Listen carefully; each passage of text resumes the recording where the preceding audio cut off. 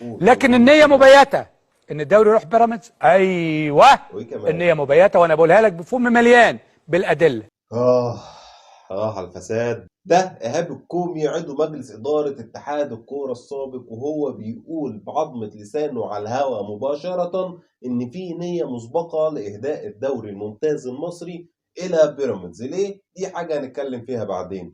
ولكن هل الراجل ده بيرمي أي كلام وخلاص؟ لا طبعا يا سيدي. ده الراجل دوت هو عضو مجلس اتحاد الكورة. فاهم يعني إيه؟ عضو مجلس اتحاد الكورة السابق، يعني كان في المطبخ، يعني كان بيشتغل بإيده، يعني عارف كل كبيرة وصغيرة. طب تعالى نتكلم النهاردة ونثبت كلام الراجل ده بالحالات من قلب الملعب، من قلب الملعب، من الدوري ده، والحالات اللي بيراميدز استفاد منها بقيادة الحكام المصريين الجامدين جدا، الشرفاء جدا جدا جدا. يلا بينا. وأول كورة اللي قدامك دي في ماتش بيراميدز وسموحة، لك ان تتخيل عزيزي المشاهد، لك ان تتخيل ان الكرة اللي قدامك ديت ما اتحسبتش ضربة جزاء لصالح سموحة في الدقيقة 93.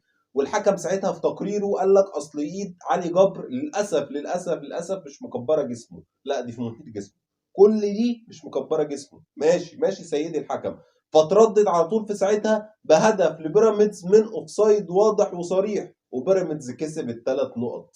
هو ده اللي بيحصل من الحكام المصريين الشرفاء. طب هل هي دي بس؟ لا والله العظيم ابدا. تعالى في ماتش الاسماعيلي وضربة جزاء واضحة للكفيف زي ما انت شايف كده. الدفع واضح من مدافع بيراميدز لصالح مهاجم الاسماعيلي زي ما انت شايف بالظبط. الصورة ما بتكذبش. ولكن للاسف الحكم ما حسبهاش، لانه يا راجل ما شافهاش، ولانها ما تتحسبش قوي يعني في الدوري الانجليزي والدوريات القوية دي زي الدوري المصري. الحاجات دي ما تتحسبش. طب تيجي نشوف كده الماتش اللي بعده. الكوره دي في ماتش حرس الحدود نفس الكوره اهي، نفس الكوره اهي، ونفس الاحتكاك ونفس الاشتراك ونفس كل حاجه. اتحسبت ضربه جزاء لبيراميدز. الله، ايه بقى؟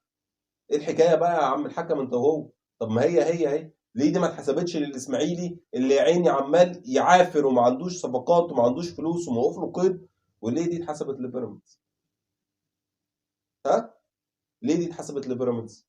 حد يجاوبني، حد يرد عليا، انا راجل بهزي. ليه الكوره دي ما اتحسبتش لصالح الاسماعيلي وهي بالظبط في ماتش بيراميدز وحرس الحدود اتحسبت لبيراميدز؟ بس لون التيشيرت بيفرق عند الحكام. طب تعالى في ماتش حرس الحدود برضه، والكوره دي على ابراهيم عادل هاند بول وضربه جزاء لحرس الحدود وبرضه ما اتحسبتش. واحد يقول لي يا سيدي اصل الكوره يعني ايده في جسمه. لا يا كابتن، ايده في جسمه ايه بس؟ ايده في جسمه ايه؟ ايده في جسمه غير ما ايده تبقى كده. مش ايده تبقى مش في وضعها الطبيعي عند صدره. طب ما تلعب الكرة بصدرك يا عم. ايده كده والكرة عاملة ايده كده اهي. فلا كده ما تحسبش عشان ايده هنا في صدره في جسمه.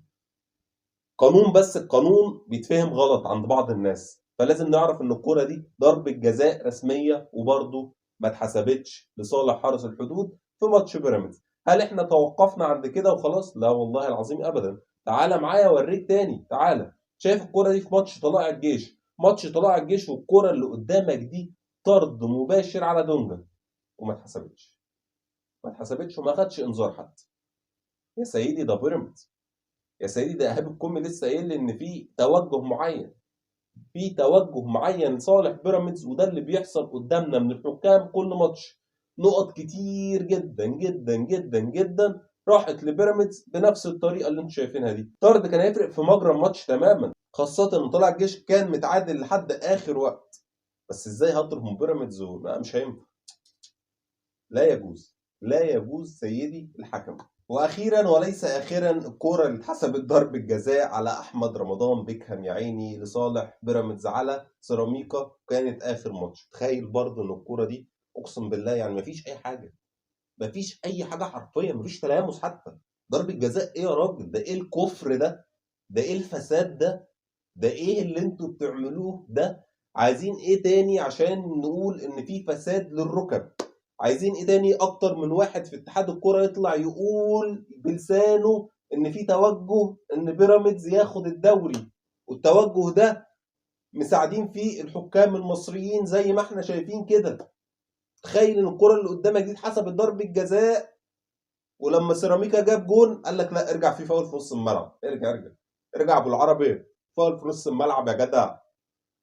سيراميكا مين اللي يكسب؟ بيراميدز. عايزين نديهم الدوري، افرح يلا. دي كان بعض اللقطات ومجاملات التحكيميه لصالح بيراميدز في الدوري ده، وفي اكتر من كده، وفي هيحصل اكتر من كده، بس عشان ما اطولش عليكم فشابوه لمجلس اداره النادي الاهلي اللي ضرب كرسي في الكلوب بالكل امبارح ولخبطهم وخلى الرابطه مش عارفه تعمل ايه وخلى اتحاد الكوره مش عارف يعمل ايه، والاثنين عاملين زي المجانين دلوقتي مش عارفين يتصرفوا ازاي، وجريوا على وزاره الشباب. الحقيقه يا وزاره الشباب الاهلي ضرب كرسي في الكلوب وفي انديه كمان متضامنه معاه.